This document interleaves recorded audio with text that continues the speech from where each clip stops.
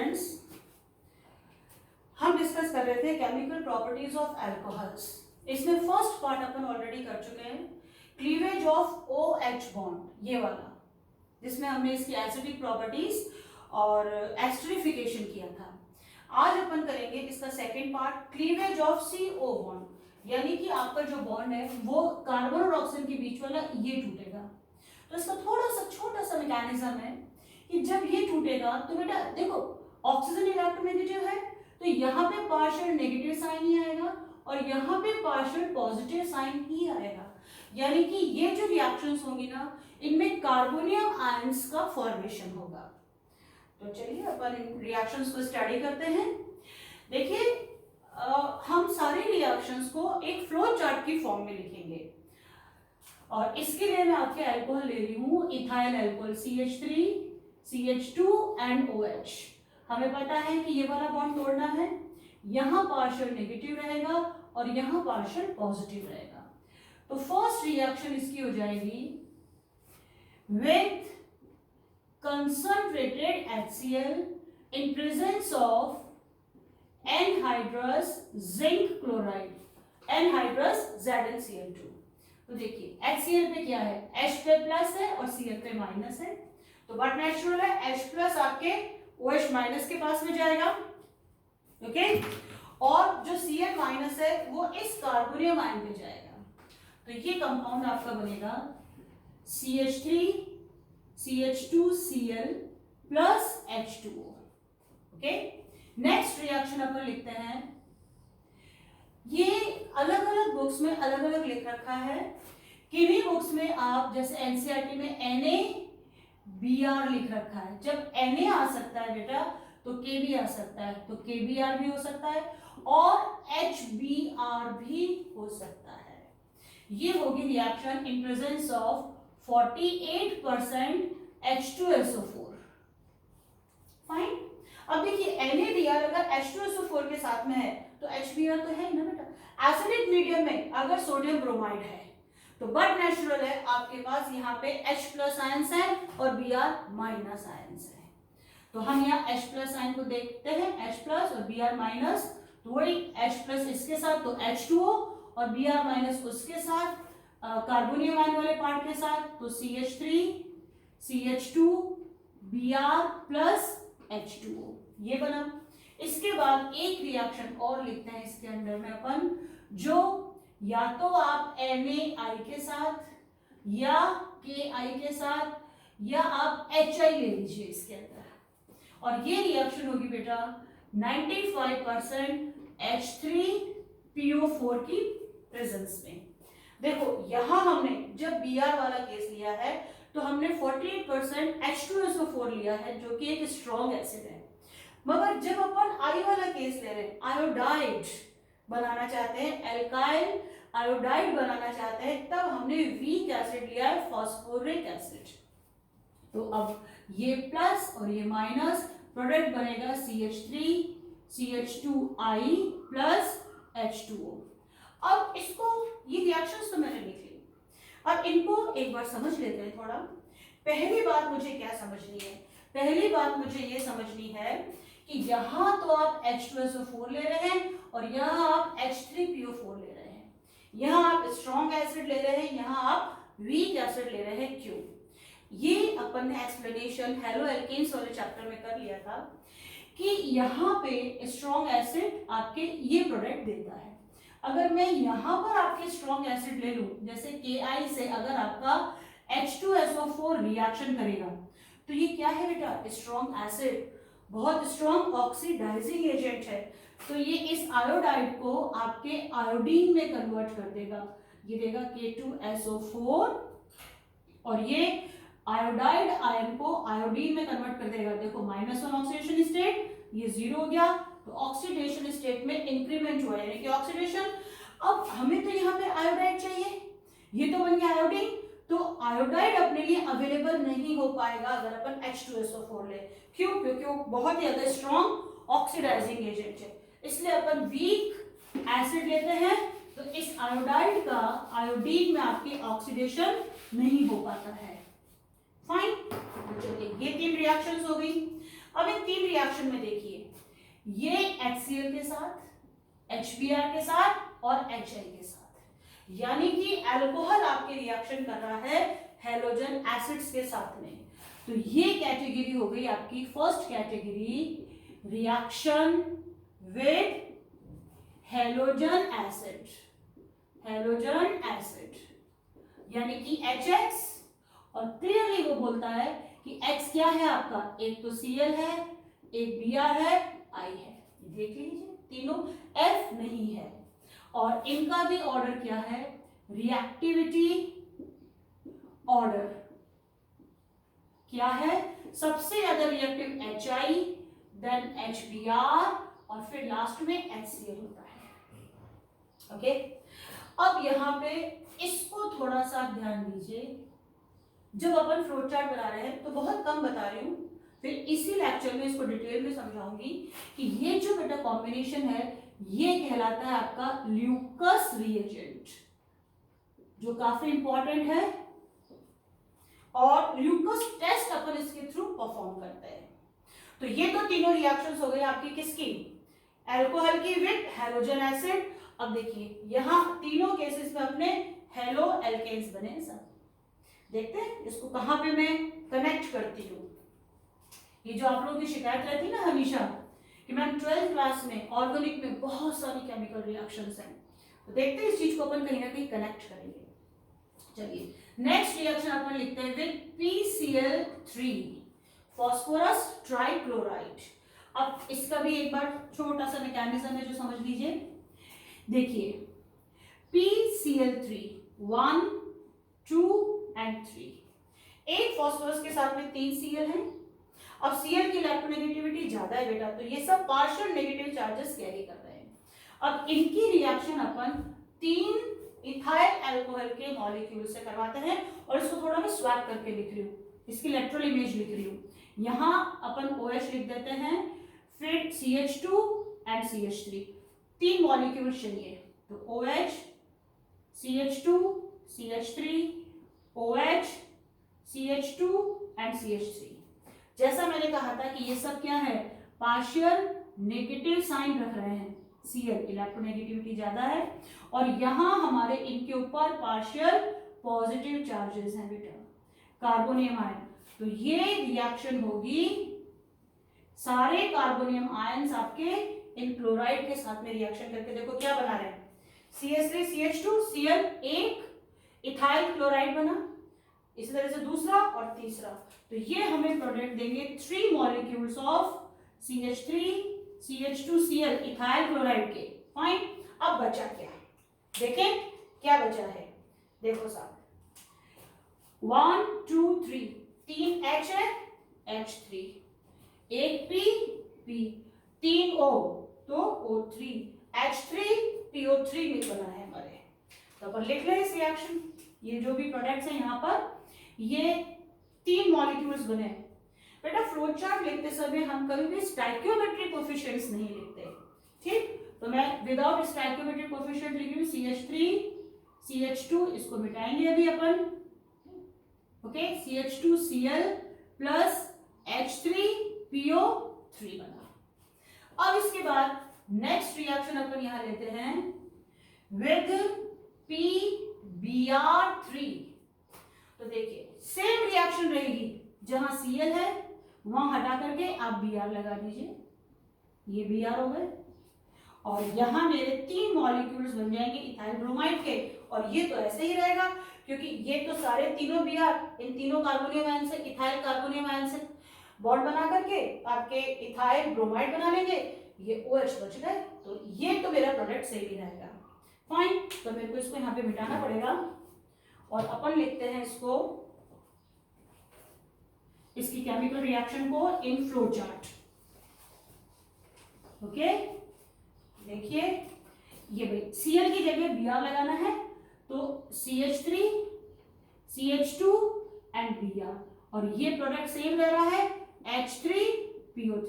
अब ये रिएक्शन क्या है, ये रिएक्शन है second category, reaction with phosphorus trihalide.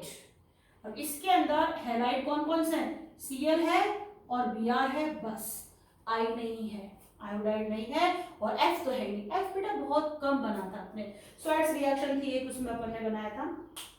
चलिए एक और रिएक्शन है इसकी, वो लिखते हैं next, reaction with PCl5 phosphorus pentachloride. अब इसका भी पहले मैं आपको मैकेनिज्म समझाती हूँ, यहां समझते हैं इसका मैकेनिज्म। देखिए P के पास में आपके 5 Cl है, ये लीजिए सब 5 Cl, और ये रिएक्शन कर रहा है आपके इस इथाइल अल्कोहल से, तो प्लस ये लिखा मैंने CH3 CH2OH, ये तो प्लस है और ये माइनस है। अब Cl जैसे कि आपके नेगेटिव होते हैं, तो एक तो ये आपके रिएक्शन करके क्या बना लेगा, इथाइल क्लोराइड, तो मैं लिख दूं यहां CH3 CH2Cl, एक बन गया सा इथाइल क्लोराइड। फिर आपके ये H इस Cl से रिएक्शन करके एक निकाल देगा HCl। अब देखिए पीछे क्या बचा, पीछे हमारे पास बचा है, एक तो रहा ये फॉस्फोरस, एक ऑक्सीजन बचा है, और ये 3 Cl बचे हैं, तो ये हो गया मेरे पास POCl3। ओके, ये हो गई रिएक्शन। तो ये जो 3 रिएक्शंस हैं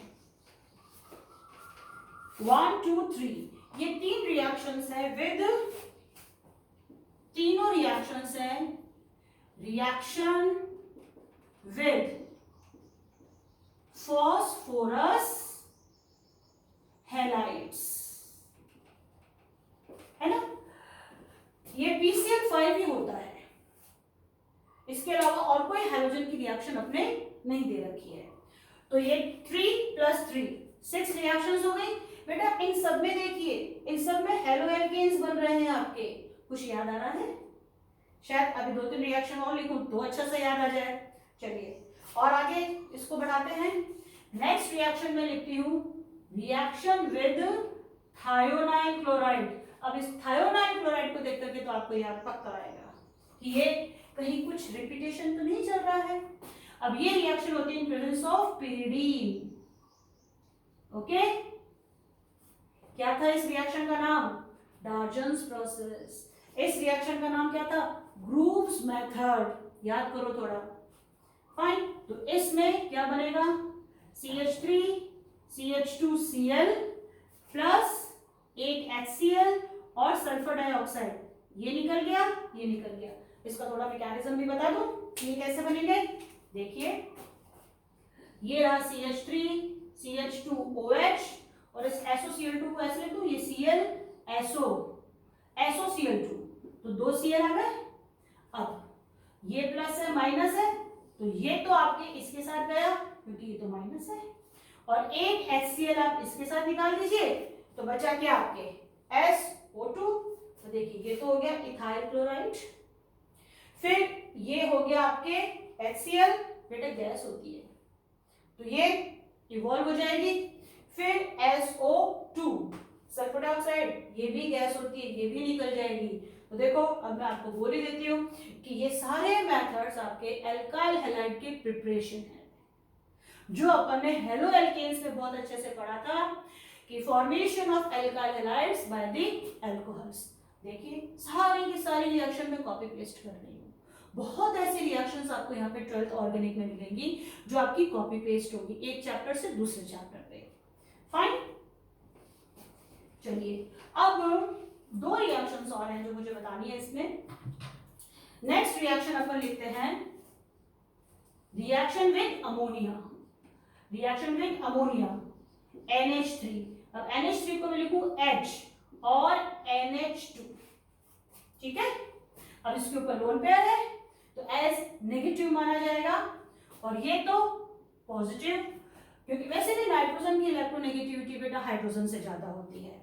तो ये बनाएगा आपके CH3 CH2 NH2 plus H2O। Fine, last reaction with halogen in presence of red phosphorus, और यहाँ हेलोजन है आपके ब्रोमीन है, Br2 है और I2 है। ओके, और ये देगा CH3 CH2X। ये सब आपके एनसीईआरटी में दे रखी है। तो ये हमने कुछ रिएक्शन स्टडी कर ली जिसमें CO बॉन्ड टूटता है, और देखिए सब में एक्सेप्ट दिस वन आपके हेलो एल्केन्स बन रहे हैं। तो सारी रिएक्शन में हेलो एल्केन्स वाले चैप्टर से लेकर के आई हूं। अब इनकी अपन नंबरिंग भी कर दें कि देखें कितनी रिएक्शंस हमने पढ़ी है। Number 1 2 3 4 5 6 7 8 and 9। देखिए 3 कौन सी, रिएक्शन विद हेलोजन एसिड्स।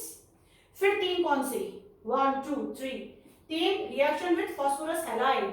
अब हैलाइड में ट्राई हैलाइड भी ले लिया, पेंटा हैलाइड भी ले लिया, ठीक है। और बाकी बची हुई जो 3 है, एक तो आपकी क्या है थायोनाइल क्लोराइड से, जिसको अपन बेस्ट रिएक्शन मानते हैं for the formation of halo alkanes.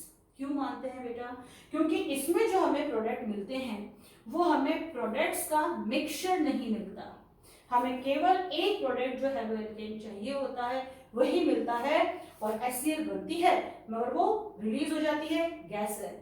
SO2 भी बनती है और वो गैस होने के कारण रिलीज हो जाती है। तो हमें अकेला ये इथाइल क्लोराइड, ये जो भी आप अल्कोहल लोगे उसी के अकॉर्डिंग, उसी के कोरस्पॉन्डिंग हेलो एल्केन हमें मिलता है। और फिर ये एक अमाइन, और दूसरा भी ये आपके क्या है हेलो एल्केन्स बनाने का मेथड। तो ये हो गए अपने सारे। अब इस ल्यूकस रिएजेंट के बारे में मुझे आपको इसी लेक्चर में और बताना है, तो या तो इसको उतार लीजिए या इसका स्क्रीनशॉट ले लीजिए, फिर मैं इसको मिटा देती हूँ, ठीक है। चलिए अब नेक्स्ट हेडिंग आप लगाइए ल्यूकस टेस्ट। बहुत इंपॉर्टेंट चीज है, और इसका मैं आपको थोड़ा सा मैकेनिज्म भी बताऊंगी कि भाई ल्यूकस टेस्ट का मैकेनिज्म क्या है, ताकि हम बहुत अच्छे से समझ सकें। इसकी एप्लीकेशन भी अपने यहाँ पर है ल्यूकस टेस्ट की, कि कहाँ काम में आता है। केमिस्ट्री लैब में alcohols, different type of alcohols को आइडेंटिफाई करने में हमारा ये ल्यूकस रिएजेंट काम में आता है, जिसको हम ल्यूकस टेस्ट कहते हैं। इस प्रोसेस को अपन ल्यूकस टेस्ट कहते हैं। तो चलिए हेडिंग लगाइए। आज की नेक्स्ट हेडिंग हो गई आपकी ल्यूकस टेस्ट, ठीक है। अब इससे रिलेटेड कुछ पॉइंट्स लिखते हैं अपन, ये क्या होता है। First point, Lucas test is used to identify degree, यानी कि प्राइमरी, सेकेंडरी और टर्शरी डिग्री ऑफ एल्कोहल्स। यानी कि आपको मैंने 3 टेस्ट ट्यूब दी ABC, और मुझे पता है कि ABC में मैंने प्राइमरी, सेकेंडरी, टर्शरी एल्कोहल किस किस में डाला है, और आपको मैं कहती हूँ कि बेटा you have to identify in which test tube which type of alcohol is present, primary किस में है, सेकेंडरी किस में, टर्शरी किस में। तो उसके आइडेंटिफिकेशन के लिए अपने को ल्यूकस टेस्ट करना होता है। नेक्स्ट पॉइंट लिखिए, it is done by, this test is done by addition of Lucas reagent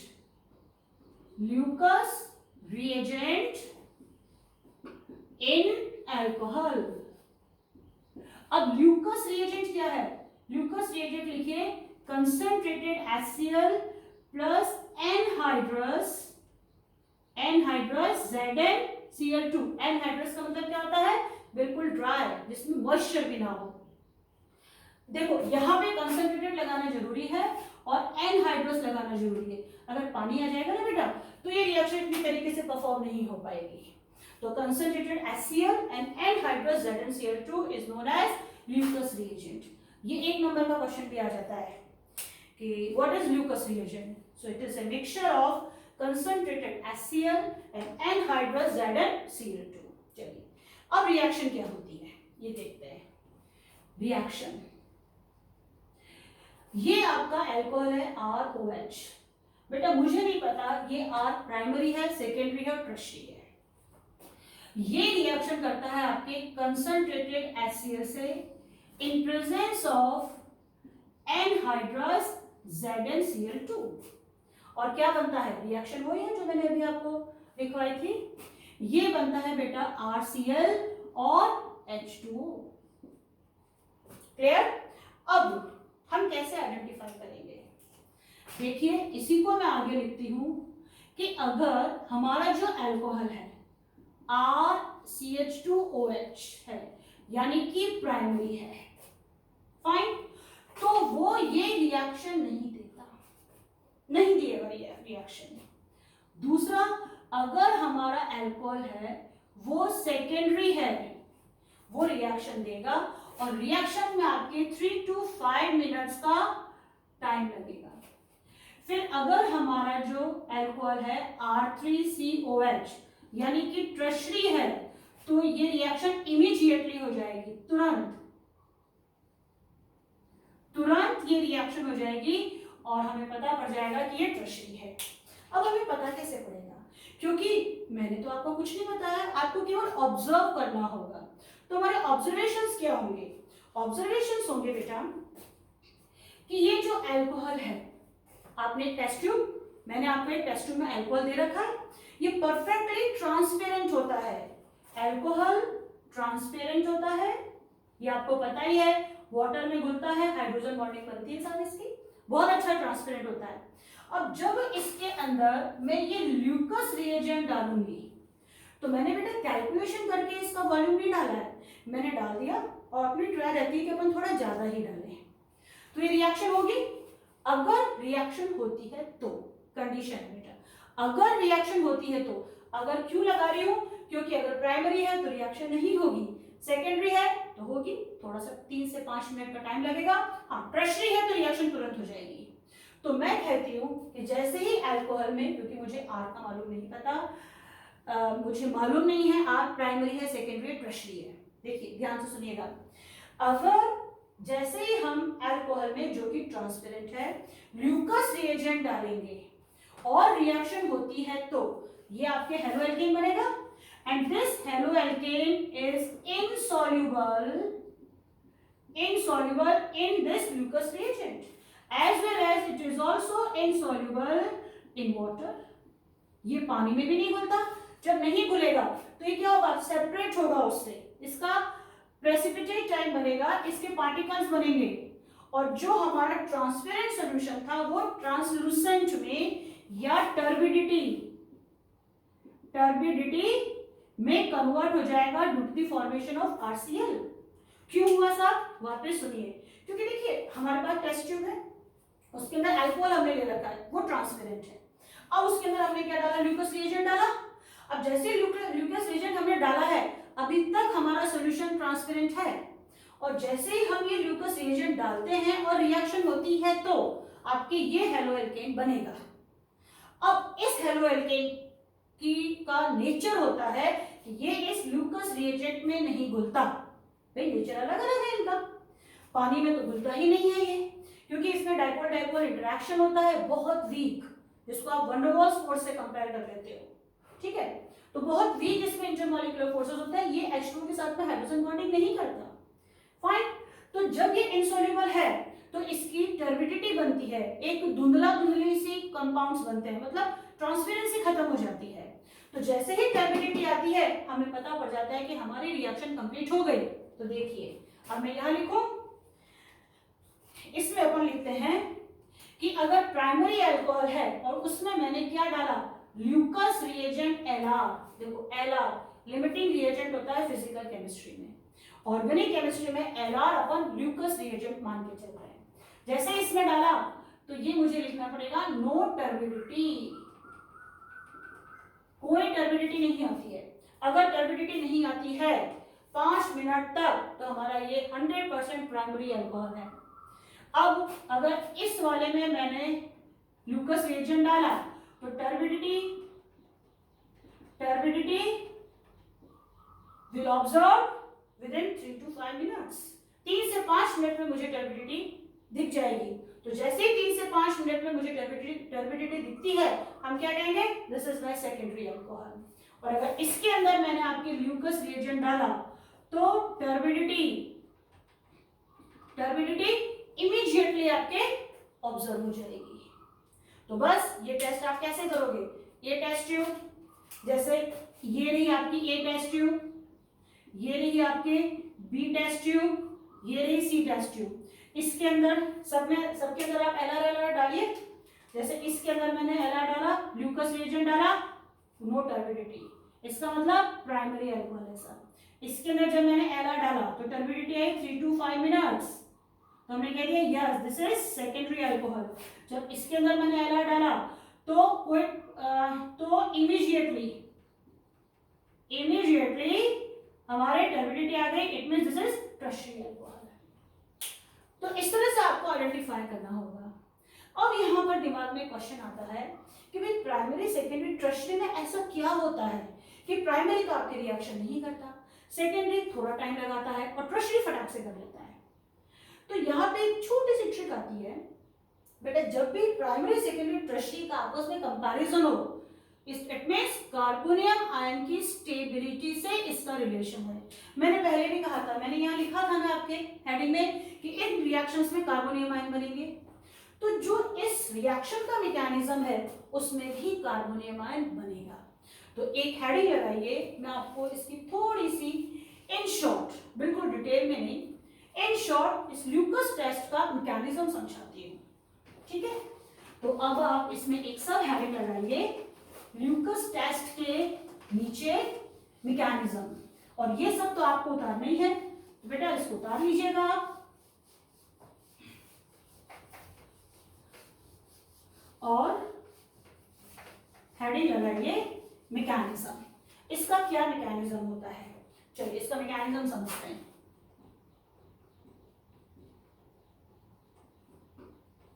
देखिए सिंपल रिएक्शन लिख रही हूं, सिंपल रिएक्शन में क्या होगा, ये है R और O और H और ये O के ऊपर 2 लोन पेयर्स।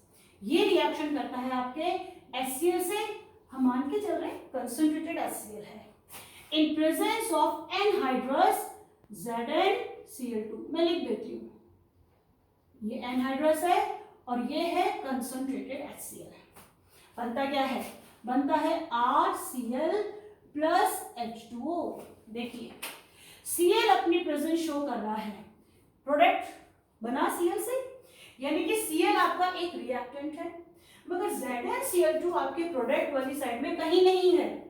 इसका मतलब ZnCl2 is acting as a catalyst, और कैटलिस्ट रिएक्शन में पार्ट नहीं लेते, मगर ये रिएक्शन को करवाने में बहुत अहम भूमिका निभाते हैं, इनका बहुत ही ज्यादा इंपॉर्टेंट रोल होता है। अब वो रोल क्या है साहब, वो अपन देखते हैं। तो फर्स्ट स्टेप मैकेनिज्म का, ये रहा आपका ZnCl2। खुद देखिए इस ZnCl2 में एक ये बॉन्ड, यानी कि 2 और 2 4 इलेक्ट्रॉन्स हैं केवल, इलेक्ट्रॉन डेफिशिएंट है। ये क्या है, इलेक्ट्रॉन डेफिशिएंट, और इलेक्ट्रॉन डेफिशिएंट है यानी कि दिस इज लुईस एसिड। अब ये क्या, इसको इलेक्ट्रॉन चाहिए। अब ये जैसे ही इस रिएजेंट को हम इस अल्कोहल में डालते हैं, हमारा सबसे पहले एक्टिव होता है जिंक क्लोराइड, सबसे पहले हमारा एक्टिव होगा लुईस एसिड, और ये इलेक्ट्रॉन्स ढूंढेगा, फ्री पड़े हुए इलेक्ट्रॉन्स ढूंढेगा। अब वो इलेक्ट्रॉन्स को कहाँ मिलेंगे, ये देखिए RONH, ये रहे साथ 2 इलेक्ट्रॉन्स पड़े हुए ऑक्सीजन के ऊपर एज ए लोन पेयर। तो ये जो जिंक है ये सीधा अटैक करेगा इस ऑक्सीजन के ऊपर, और इसके साथ में एक इंटरमीडिएट कंपाउंड बनाएगा। वो इंटरमीडिएट ऐसे होगा ROH, और यहां लगा देती हूं ये Zn और ये Cl2। अब मैंने Cl2 कंबाइन करके लिख दिया है। अब देखिए यहाँ पे इसका एक लोन पेयर आ गया बॉन्ड बनाने में, तो ऑक्सीजन में पॉजिटिव चार्ज के लिए, अब जिंक के पास में 2 एक्स्ट्रा इलेक्ट्रॉन्स आ गए, तो जिंक आपके नेगेटिव चार्ज ले लेगा। ये बना आपका इंटरमीडिएट, इसकी एनर्जी काफी ज्यादा होती है। अब देखिए कुछ ना कुछ तो बॉन्ड टूटना है, तो बच्चे ये वाला बॉन्ड तो टूटेगा नहीं, क्योंकि अगर ये टूटता तो ये बना ही क्यों, तो ये वाला बॉन्ड तो आपका टूटेगा नहीं। ये ऑक्सीजन आपके इलेक्ट्रॉन्स लेगा RK, कार्बन के, कैसे लेगा, ये दोनों इलेक्ट्रॉन्स यहां पर आके टूट जाएंगे, अगर ये दोनों इलेक्ट्रॉन्स यहाँ आ जाते हैं तो इसके ऊपर पॉजिटिव चार्ज आएगा और हमारा कंपाउंड क्या बनेगा, हमारा कंपाउंड बनेगा जिसको मैं यहाँ नीचे लिखती हूँ, नीचे लिख रही हूँ, ये बनेगा एक तो R+ बनेगा और एक बनेगा ये पूरा का पूरा, देखो जब ये यहाँ आ गए तो ये प्लस तो सेटिस्फाई हो गया ऑक्सीजन का, तो ये रहा ZnCl2 एंड OH, जिंक के ऊपर अभी भी आपके नेगेटिव चार्ज है, ये बना R+। बेटा ये क्या है, this is carbonium ion, this is carbonium ion. अब देखिए अगर ये प्राइमरी अल्कोहल है तो ये बनेगा RCH2 एंड प्लस, यानी कि प्लस आई ग्रुप एक लगा हुआ है इसमें।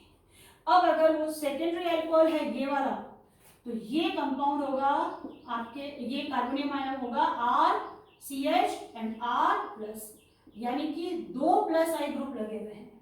अगर वो अल्कोहल आपके ट्रशरी अल्कोहल है, ये रहा ट्रशरी अल्कोहल, तो ट्रशरी कार्बोनियम आयन आपका बनेगा।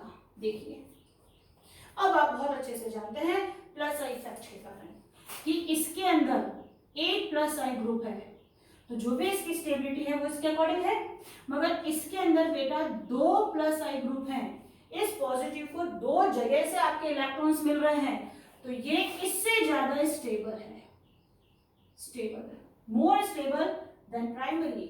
मैं लिख देती हूँ मोर देन 1 डिग्री। अब यहाँ पे आपके 3 प्लस आई ग्रुप लगे हुए हैं, यानी कि 3 डायरेक्शन से इस प्लस को, इस इलेक्ट्रॉन डेफिशिएंट सेंटर को इलेक्ट्रॉन्स मिल रहे हैं, तो ये सबसे ज्यादा स्टेबल है, दिस इज मोस्ट स्टेबल। अब जब ये बहुत ज्यादा स्टेबल है बेटा तुरंत रिएक्शन करेगा, इमीडिएटली इसकी रिएक्शन हो जाएगी। इसकी रिएक्शन में ये इससे थोड़ा कम स्टेबल है तो 3 से 5 मिनट लगेंगे, ये अनस्टेबल है, ये रिएक्शन नहीं देगा। फिर भी आप चाहते हो कि नहीं मैम हम तो रिएक्शन करवाएंगे, ठीक है आप करवाइए, इसको Cl- आयन दीजिए, हीट करिए और इसको शेक करिए, तो ये आपके 10 से 15 मिनट लगाएगा और फिर RCH2Cl देगा। और ये क्या करेगा, ये Cl- तुरंत रिएक्शन करेगा R2CHCl 3 से 5 मिनट में, और ये Cl- से रिएक्शन करके R3C, ये Cl, ये इमीडिएटली आपके प्रोडक्ट बना देगा। अब ये Cl आया कहां से, इसको थोड़ा आगे बढ़ाते हैं, क्योंकि ये तो मैंने बिल्कुल समझा दिया, अब कुछ नहीं समझना ऐसा जो कि यहाँ पे काम में आएगा, पर हाँ इस मैकेनिज्म को कंप्लीट कर लेते हैं। तो ये कार्बोनियम आयन वाला कॉन्सेप्ट तो आ गया आपको समझ में। अब ये आगे क्या करेगा, देखिए ZnCl2 को मैंने क्या कहा था, ये है आपका कैटलिस्ट। तो कैटलिस्ट आप जितना डालते हो at the end of reaction हमें उतना वो वापस मिल जाता है। तो अब अभी तक HCl ने रिएक्शन नहीं करी है, तो अब आपके फ्रेम में आएगा HCl जिसमें H+ और Cl- है, तो H+ तो आपके इससे रिएक्शन करके और H2O बना लेगा, और ZnCl2 निकल ही गया, Cl- पड़ा ही है जो ये यहाँ पे रिएक्शन कर रहा है, ये देखिए Cl-, तो ये इसका मैकेनिज्म है। और मेरा ये मानना है कि अगर कोई इंपॉर्टेंट चीज है और उसकी बिल्कुल बेसिक कॉन्सेप्ट हमारे क्लियर है, तो कितना भी घुमा के क्वेश्चन आए हम उसे सॉल्व कर पाएंगे। बस यही एम था मेरा इस मैकेनिज्म को समझाने का। अब आपके दिमाग में बैठ जाएगा जो मैंने इतना डिटेल में बताया, यस मैम ट्रशरी इमीडिएटली आपके हेलो एल्केन्स बनाएंगे तो टर्बिडिटी आ जाएगी। क्यों? क्योंकि tertiary carbonium ion is the most stable carbonium ion. Secondary will take time of 3 to 5 minutes because secondary carbonium ion is less stable slightly than the tertiary carbonium ion, and primary alcohols will never ever show reaction with the Lucas reagent. Why? Because during the reaction primary carbonium ion will be formed, which is the least stable carbonium ion. But if we want to complete this reaction, we have to supply heat. We will supply if heat, then with the continuous shaking within 10 to 15 minutes the turbidity will appear and our reaction will be completed. Fine. तो बस इसके ऊपर base थोड़ी question करिए।